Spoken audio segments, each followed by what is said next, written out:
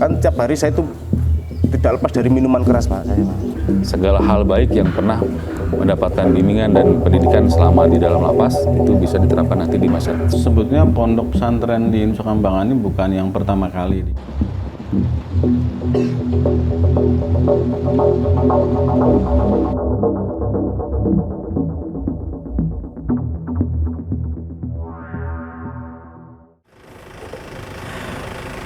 Assalamualaikum warahmatullahi wabarakatuh. Teman-teman sekalian, channel majalah Sahid. Sekarang kami ada di penyeberangan di Nusa Kambangan menuju Nusa Kambangan. Sekarang di pos terakhir di Pelabuhan Wijayapura. Ini tempat penyeberangan terakhir kami. Jadi sebagian mobil ditahan di sini, tidak boleh nyebrang. Sebagian yang lain nanti akan ada boleh yang masuk.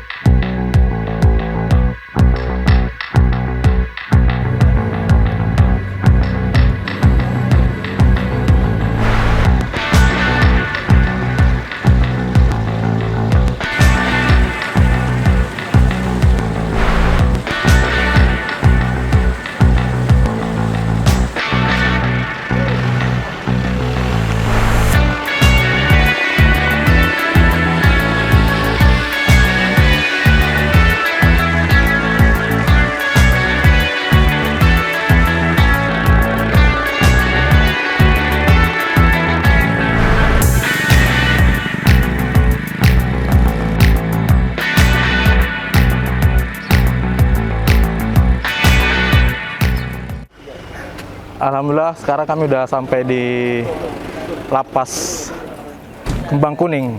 Perjalanan tadi sekitar 20 menit. Alhamdulillah jalannya udah bagus ya.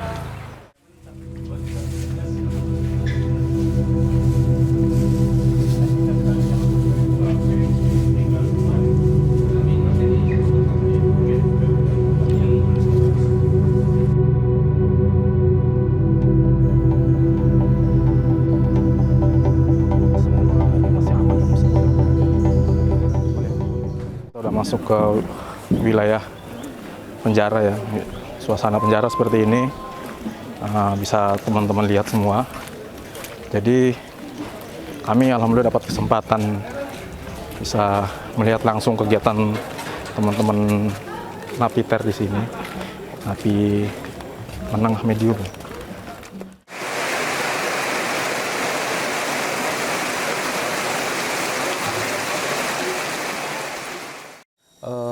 Jadi kalau sebelum-sebelumnya saya tidak ada basic hafalan, tidak basic, karena betul-betul di luar saya jahilah sekali. Saya tidak sholat, bahkan ya alhamdulillah saya nggak pernah, bahkan apalagi menghafal.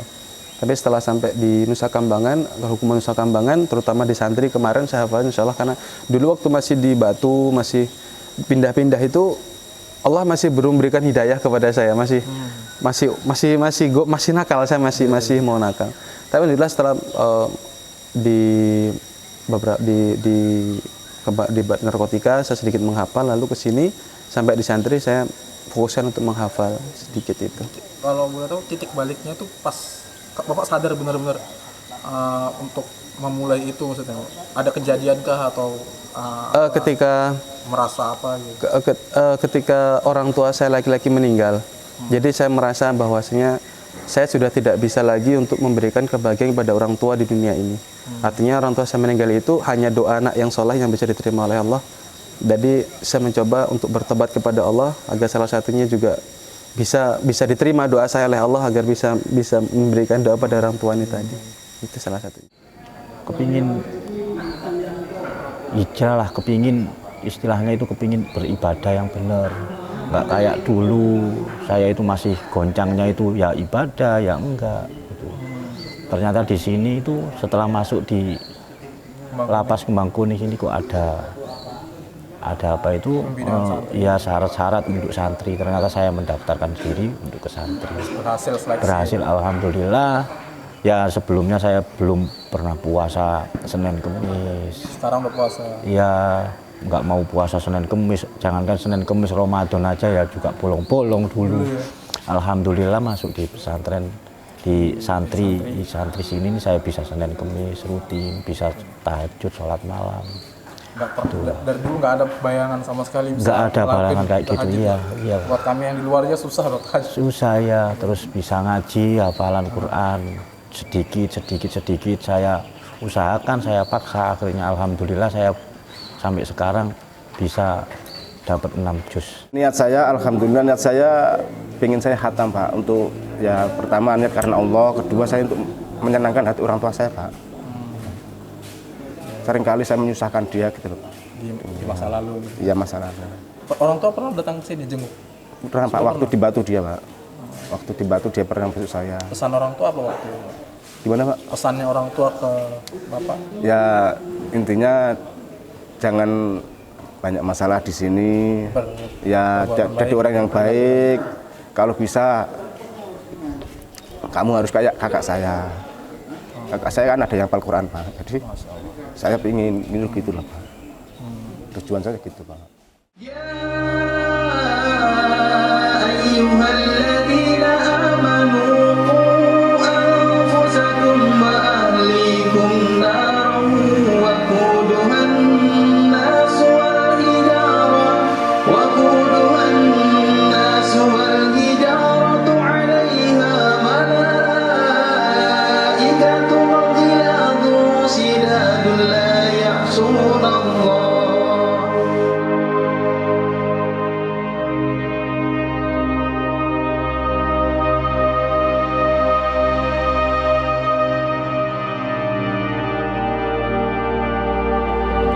Pesantren di lapas ini harus ada kekhususan ya, artinya tidak sama persis seperti di luar misalkan. Kalau ada kurikulum, ada silabus itu kan berarti ada target ya. Ya saya khawatir kalau demikian, karena tadi saya sampaikan ada berbagai latar belakang ekonomi, sosial, pendidikan, usia, karena kami tidak ada kelas. Kalau di luar kan SMP, SD, SMA, di sini kan campur kan, dari umur 20 sampai 50 campur. Artinya saya lebih mengedepankan kita motivasi, siar bahwa di dalam sini itu ada kegiatan pondok pesantren gitu loh. Kegiatan dalam tanda kutip pondok pesantren. Contohnya apa kegiatannya? Ada pemberian materi-materi yang berkaitan dengan materi-materi yang memang kompeten di dalam pondok pesantren. Contohnya di sini sudah ada pelajaran akidah, sudah ada ya, akidah tauhid, kemudian ada tafsir Quran, ada tajwid, tahsin, tahfidz, ada bahasa Arab, ya, kemudian ada fikih, kemudian ada ubudiyah, ya, tata cara beribadah, ya. Kemudian kalau di luar itu ya berarti kita ngambil kajiannya tematik. Ada tarikh juga, siroh, ya, sejarah ada. Dan itu menurut saya sudah masuk ya, sudah masuk dalam materi pelajaran seperti pondok pesantren di luar gitu ya, seperti itu. Nah, hanya saya memang kemarin dalam perbincangan saya meminta kekhususan itu tadi nanti kita lebih menghargai teman-teman ini yang di dalam sini, lebih menghargai mereka untuk masuk ke pondok pesantren dan menjadi santri itu kita pertama harus hargai dulu. Hargai, jangan langsung disodorkan kamu harus misalkan begini, kemudian target. Seperti tadi, saya hafalan tidak target. Saya hafalan tidak targetkan, walaupun tadi saya sampaikan juz 30 itu wajib hafal. Masa santri juz 30 aja nggak hafal gitu kan. Juz 30 hafal. Tapi faktanya sekarang yang 3 juz banyak, ada yang 10 juz, ada yang 6, ada yang 5, ya gitu loh. Kalau juz 30 insya Allah semuanya sudah pada hafal ya.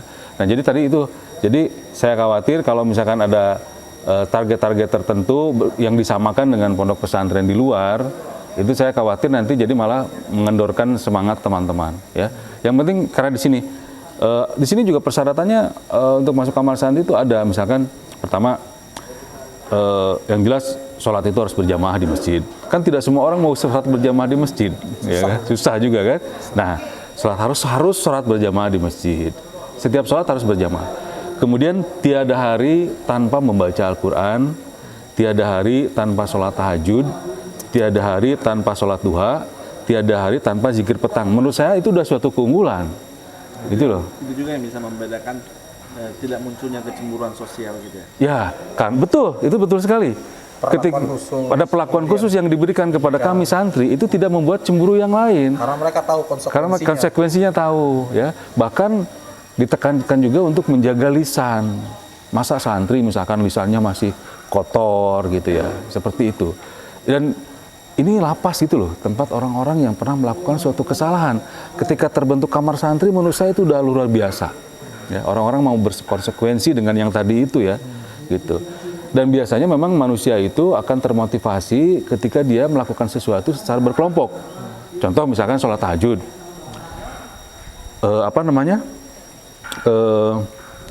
Jam 3 itu kami sudah adzan pertama. Jadi harus bangun jam 3 itu. Tahajud semuanya. Masing-masing tidak berjamaah ya. Masing-masing tidak berjamaah. Tapi jam 2 pun sudah ada yang bangun. Ada, saya lihat di kamar itu ada 3, 4, apa 5 orang yang sebelum jam 3 sudah bangun. Yang lainnya jam 3 adzan, ya kamar mandi antri, gantian. Jadi ketika subuh itu bukan dibangunkan subuh, kita tuh mendengarkan adzan subuh, menjawab adzan subuh. Kemudian setelah adzan subuh, sholat fajar, qobliyah 2 rakaat seperti itu. Kemudian setelah subuh, kita juga zikir pagi dulu, baca Quran dulu, seperti itu. Kemudian tahajud juga demikian, ya seperti itu. Selain itu juga ada puasa, jangan salah. Walaupun itu puasa sunnah, tapi di kamar santri ini yang tidak mungkin yang mungkin tidak semua orang sanggup melakukannya, kita dianjurkan untuk puasa sunnah. Pilihannya itu ya puasa Ayyamul Bid 3 hari ya 13, 14, 15 ya. Kalau memang lebih kuat dari itu puasa Senin Kamis, kalau memang lebih kuat dari itu puasa Daud. Nah di kamar santri ini separohnya Senin Kamis, separohnya puasa Daud. Jadi dalam 1 bulan itu ada 1 kamar itu bertemu. Senin Kamis itu 1 kamar puasa. Nah itu kan dilakukan secara bersama-sama ya, termotivasi gitu loh. Kalau mungkin mau di kamar lain melakukan puasa sunnah itu agak berat misalkan. Tapi kalau di kamar santri kan semuanya seperti itu. Nah itu juga mungkin yang membuat kamar lain tadi betul tidak ada kecemburuan sosial terhadap misalkan ada sarung kok kamar santri aja misalkan, ada makanan kok kamar santri aja ya. Ada perlakuan khusus, termasuk kami dibuka duluan dan boleh sholat maghrib di isya di masjid, itu kan perlakuan khusus. Makanya ini diposisikan dekat kamarnya, dekat dengan masjid seperti itu. Ada berapa kamar? Sementara ini 1 kamar, jadi rintisan ini bisa dibilang bahwa ini rintisan ya Mas, kalau nanti dibilangin 21 orang itu karena memang masih rintisan. Artinya kan dirintis nanti untuk lebih dikembangkan lagi. Mungkin nanti akan dikembangkan ke kamar-kamar lain yang dekat-dekat masjid ini. 1 kamar berarti langsung 21? Ya, tapi 1 kamar ini bisa 25 orang kapasitasnya. 25 orang. Tapi yang 21 ini pertama memang sudah bukan sembarangan keluar masuk, karena ini disidangkan oleh petugas. Jadi nama yang akan masuk, misalkan kami secara internal saya wawancara dulu, setelah oke, namanya saya serahkan ke petugas. Petugas. Jadi yang ACC itu petugas. Boleh nggak nih orang masuk kamar santri dan sebagainya. Itu sejak tahun 2000 berapa Pak?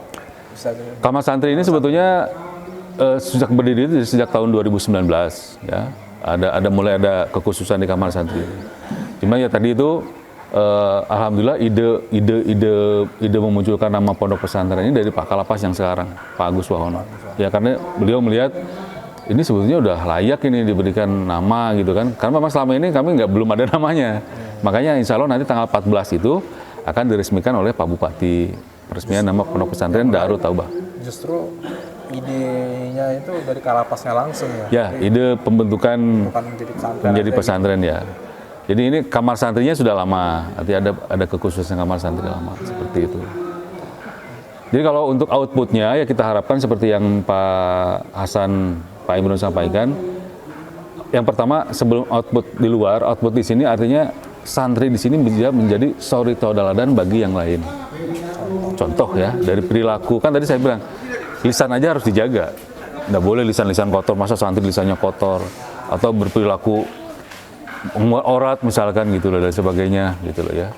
Nah, di sini saja santri itu harus sudah menjadi suri tauladan. Nah, outputnya ketika nanti bebas, tentu bisa menerapkan segala hal baik yang pernah mendapatkan bimbingan dan pendidikan selama di dalam lapas, itu bisa diterapkan nanti di masyarakat. Siapa tahu ada yang jadi ustadz, ya, penghafal Quran di sana bisa ngajar ngaji dan sebagainya. Ya, seperti itu. Sebetulnya pondok pesantren di Nusa Kambangan ini bukan yang pertama kali di Kembang Kuning ini yang pernah didirikan tuh pertama di lapas narkotika. Ini sudah belasan tahun yang lalu ya. Kemudian ke Lapas Batu, kemudian Lapas Pasir Putih, kemudian Lapas Permisan, Lapas Besi, dan Lapas Kembang Kuning. Jadi program pesantren ini bukan baru kali ini sebetulnya. Sudah sekian lapas, sudah sekian belas tahun sudah diadakan. Mungkin waktu itu masih belum booming ya di lapas yang lain. Tapi alhamdulillah sekarang di lapas-lapas di Indonesia ini sudah bermunculan dengan program semi pesantren ini. Saya tidak mengatakan pesantren formal ya, karena kita di dalam lapas, jadi bukan sebuah lembaga yang formal seperti pesantren yang lain di luar gitu. Jadi katakan menjadi istilah saya semi pesantren gitu ya.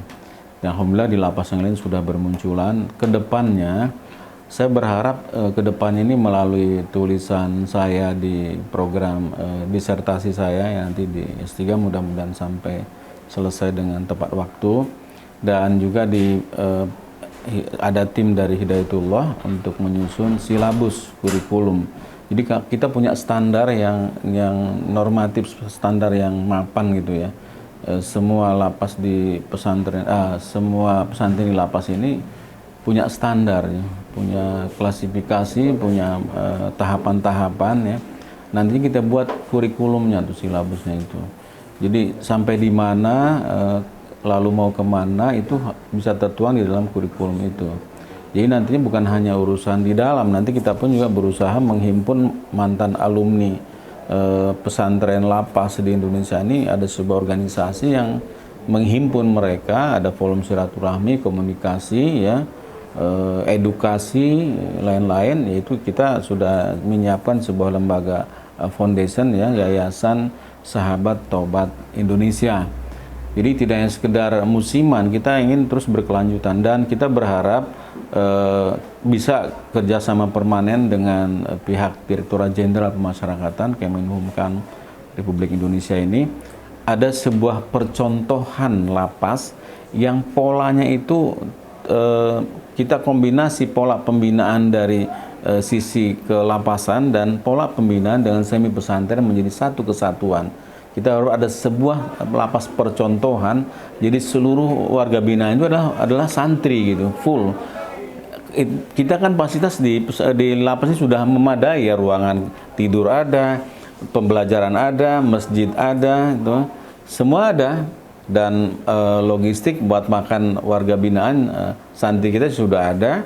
Jadi tinggal yang kita datangkan adalah kurikulum atau silabus. Yang kedua adalah narasumber, ya, para dai itu ustadz, ya, pengajar, dan yang ketiga adalah pembiayaan. Jadi ini yang kedepannya yang sedang saya rancang supaya bisa lebih banyak lagi keterlibatan stakeholder, ya, yang memberikan bantuan untuk proses perjalanan pesantren yang akan direncanakan di lapas-lapas di Indonesia gitu.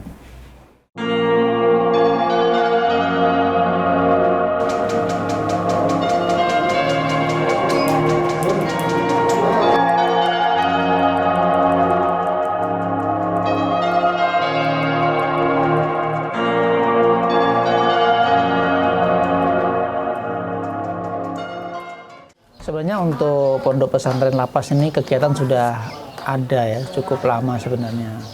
Jadi kami masuk ataupun kita dilibatkan itu sudah di pertengahan jalan ya. Namun memang ini belum terakomodir dengan baik gitu ya. Walaupun sebenarnya dari sisi kegiatan sudah baik.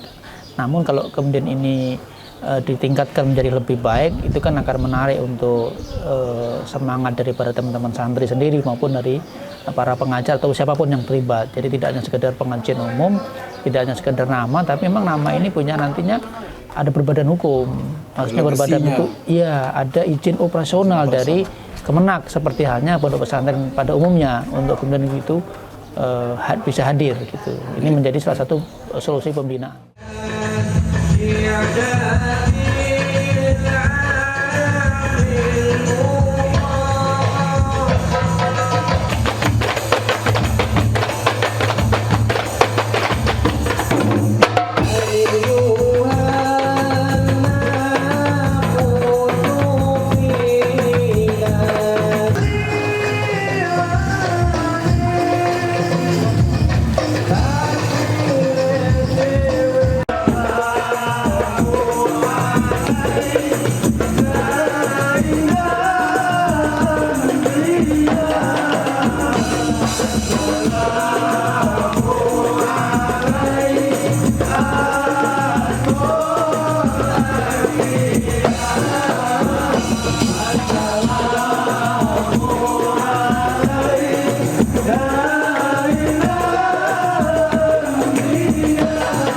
Allah, Allah, Allah, Tuhanku. Bahkan saya kepingin tambah yakin kalau Engkau bisa menerima kami di depan pintu surga-Mu, ya Allah. Terima kasih sudah menyaksikan channel Majalah Shahid di kegiatan safari jurnalistik. Nantikan acara-acara kami, kegiatan-kegiatan kami di berikutnya. Insya Allah kami akan mengupdate terus-menerus kegiatan kami, khususnya untuk safari jurnalistik. Jangan lupa untuk like, comment, and subscribe.